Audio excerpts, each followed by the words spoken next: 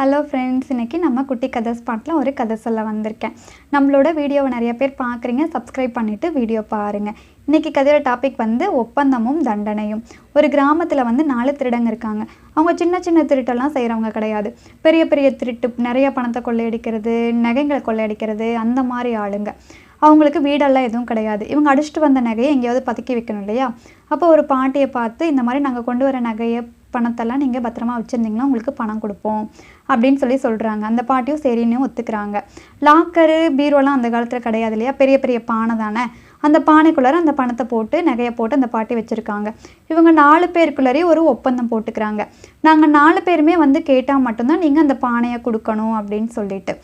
சரின்னு சொல்லி அந்த பாட்டியும் சொல்கிறாங்க. இந்த பாட்டி கொண்டு போய் பின்பக்கமாக குழி தோண்டி அந்த பானையை ஒழிச்சு வச்சுருக்காங்க. 4 பேரில் ஒரு ஆள் நினச்சிட்ருக்காரு, எப்படியாவது அந்த பணத்தையும் நகையும் அடிச்சுட்டு ஓடிடணும் அப்படின்னு சொல்லிட்டு. ஒரு நாள் வந்து 4 பேரும் வெளியே நின்று பேசிகிட்டு இருக்கப்போ மோர் கொண்டுட்டு ஒரு பாட்டி வராங்க. அப்போது அது 4 பேரில் ஒரு ஆள் சொல்கிறாரு, ரொம்ப வெயிலாக இருக்குது, நம்ம மோர் வாங்கி குடிக்கலாம் அப்படின்னு சொல்லிட்டு. அந்த பாட்டிக்கிட்ட மோர் கொடுங்க அப்படின்னு சொல்லி கேட்குறாங்க. இப்போ பானை எதுவும் இல்லை, நீங்கள் போய் பானை எடுத்துகிட்டு வாங்க, நான் மோர் கொடுக்குறேன் அப்படின்னு சொல்லி அந்த பாட்டி சொல்கிறாங்க. அந்த திருடணும்னு ஐடியா பண்ணிகிட்டு இருந்தார்லே, அவர் போய் நான் போய் அந்த பாட்டிக்கிட்ட பானை வாங்கிட்டு வரேன் அப்படின்னு சொல்கிறாரு. மீதி 3 பேர் சரி போய் வாங்கிட்டு வா அப்படின்னு சொல்லி அமுச்சு விடுறாங்க. அங்கே போயிட்டு பானை கொடுங்க அப்படின்னு சொல்லி அந்த பாட்டிக்கிட்ட இவர் கேட்குறாரு. இவங்க வந்து வெளியே வந்து ஏன்பா பானை கேட்குறாரு அப்படின்னு சொல்லி 3 பேர்கிட்ட கேட்குறாங்க.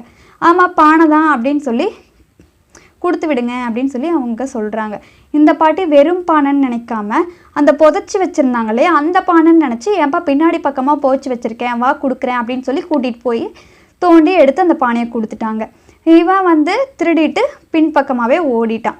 அப்புறம் தான் இவங்க 3 பேர்த்துக்கும் தெரிய வந்திருக்கு, திருடிட்டு ஓடிட்டான் அப்படின்னு சொல்லிட்டு. சரி, நம்ம 3 பேரும் சேர்ந்து தெனாலிராமன் இருக்கார் இல்லையா, அவர்கிட்ட போய் இந்த மாதிரி நடந்ததெல்லாம் சொல்லலாம் அப்படின்னு சொல்லிட்டு 3 பேரும் போகிறாங்க. போயிட்டு நடந்தது எல்லாத்தையும் தெனாலிராமன் கிட்ட சொல்கிறாங்க. தெனாலிராமன் இருந்துட்டு அது எவ்வளோ மதிப்பு வரும் அப்படின்னு சொல்லிட்டு கேட்குறாரு. அது ஒரு 10 லட்ச ரூபா வரும் அப்படின்னு சொல்லிட்டு சொல்கிறாங்க.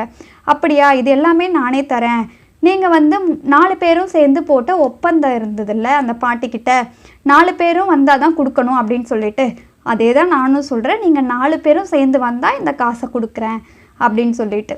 அவர் தான் ஓடிட்டார்லே, எங்கன்னு போய் தேடுவாங்க, அதனால் அவன் தான் ஓடிட்டானே அப்படின்னு சொல்கிறாங்க. இவங்க திருந்த மாட்டாங்க போல் அப்படின்னு நினச்சிட்டு இவங்க 3 பேர்த்தையும் தூக்கி ஜெயிலில் போட்டுடுறாரு. ஜெயிலில் போட்டுட்டு கொஞ்ச நாள் உள்ளேயே புத்திமதியெல்லாம் சொல்லி நல்லபடியாக வாழணும் அப்படின்னு சொல்லி வெளியே அமுச்சு விட்டுறாரு. இந்த கதை எப்படி இருக்குன்னு சொல்லி எனக்கு கமெண்ட்டில் சொல்லுங்கள். பிடிச்சிருந்தா லைக் பண்ணுங்கள், சப்ஸ்கிரைப் பண்ணுங்கள், கமெண்ட் பண்ணுங்கள். நாளைக்கு இன்னொரு கதையோட